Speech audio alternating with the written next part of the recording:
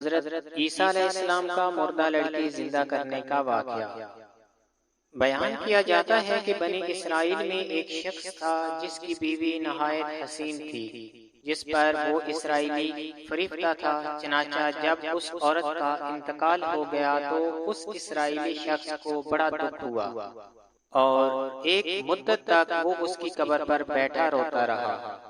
حضرت عیسیٰ علیہ السلام کا ادھر سے گزر ہوا تو انہوں نے اس اسرائیلی کو پریشان حال دیکھ کر اس سے سبب جانا۔ تو جب اسرائیلی نے اپنا واقعہ بیان کیا تو حضرت عیسیٰ علیہ السلام نے دریافت فرمایا، کیا تو چاہتا ہے کہ میں اس کو تیرے لیے زندہ کر دوں؟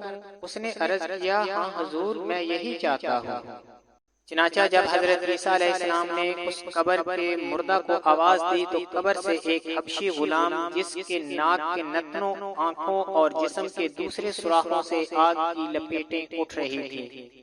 حضرت عیسیٰ علیہ السلام کو دیکھتے غلام نے کلمہ پڑھا، لا الہ الا اللہ عیسیٰ روح اللہ۔ اسرائیلی نے یہ دیکھ کر عرض کیا، حضور مجھ سے غلطی ہو گئی، میری بیوی کی قبر تو دوسری ہے۔ یہ سن کر حضرت عیسیٰ علیہ السلام نے حبشی کو حکم دیا کہ تم اپنی قبر میں واپس ہو جاؤ۔ چنانچہ وہ مردہ ہو کر گر گیا اور اس کی قبر کو مٹی سے چھپا دیا گیا۔ پھر حضرت عیسیٰ علیہ السلام نے اس دوسری قبر کی جانب توجہ فرمائی اور حکم دیا کہ اے صاحب قبر، اللہ کے حکم سے زندہ ہو جا۔ چنانچہ قبر پھٹی اور اس سے ایک عورت سر سے گرد جھاڑتی ہوئی باہر آ گئی، جس کو دیکھ کر اسرائیلی بولا کہ یا روح اللہ، میری بیوی یہی ہے۔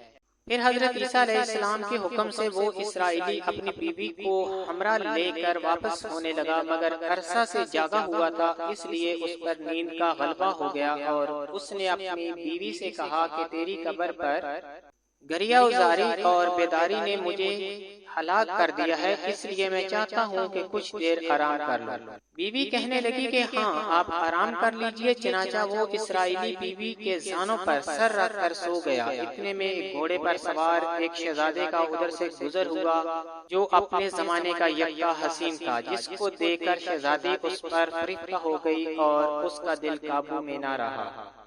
اس نے سر زانوں سے نیچے رکھا اور فرط محبت و غلبہ عشق سے مجبور ہو کر شہزادے کے سامنے جا کھڑی ہوئی۔ ادھر جیسے ہی شہزادے کی نظر اس پر پڑی، وہ بھی اس کو دیکھ کر اس پر فریفتہ ہو گیا اور عورت کی خواہش پر اس کو اپنے گھوڑے پر بٹھا کر لے گیا۔ چنانچہ اس کے شوہر نے بیدار ہو کر جب اپنی بیوی کو نہ پایا تو نہایت پریشان ہوا اور اس کے ملنے کی تدبیر سوچنے لگا۔ سوچتے سوچتے آخر اس نے نشانہ قدم پر چل کر اپنی بیوی کو تلاش کر لیا جو شہزادے کے پاس پہنچ چکی تھی۔ اس کو دیکھ کر اسرائیلی نے شہزادے سے عرض کیا کہ یہ میری بیوی ہے، آپ اس کو چھوڑ دیجئے۔ ابھی شہزادہ کچھ کہنے ہی نہ پایا تھا کہ اس عورت نے کہا، میں تیری بیوی نہیں بلکہ شہزادے کی لونڈی ہوں۔ یہ سن کر شہزادہ اسرائیلی سے کہنے لگا، مجھ سے میری لونڈی کو لینا چاہتے ہو؟ اس نے کہا، خدا کی قسم، یہ میری بیوی ہے جس کو میرے سردار حضرت عیسیٰ علیہ السلام نے مرنے کے بعد میرے لیے زندہ کیا ہے۔ ابھی یہ گفتگو ہو ہی رہی تھی کہ اتفاقاً حضرت عیسیٰ علیہ السلام وہاں تشریف لے آئے، جن کو دیکھ کر اسرائیلی کہنے لگا، یا روح اللہ، کیا یہ میری وہ بیوی نہیں ہے جس کو آپ نے میرے لیے زندہ کیا ہے؟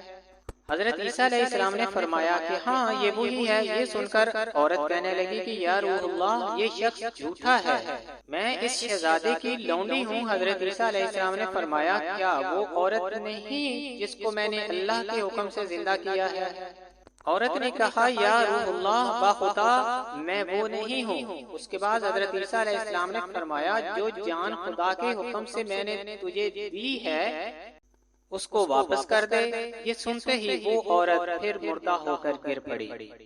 پھر حضرت عیسیٰ علیہ السلام فرمانے لگے کہ جو شخص ایسے آدمی کو دیکھنا چاہے جو کافر مرا تھا اور زندہ ہو کر ایمان لایا تو وہ اس حبشی غلام کو دیکھ لے، اور جو کوئی ایسے شخص کو دیکھنا چاہے جو مومن مرا تھا پھر اللہ نے اس کو زندہ کیا اور کافر ہو کر حالت میں مر گیا، تو وہ اس عورت کو دیکھ لے۔ اس واقعے کو دیکھ کر اسرائیلی نے قسم کھائی کہ اب کبھی نکاح نہ کروں گا، اور میدانوں کی طرف نکل گیا جہاں اللہ تعالیٰ کی عبادت میں مصروف رہ کر اس سے موت آ گئی۔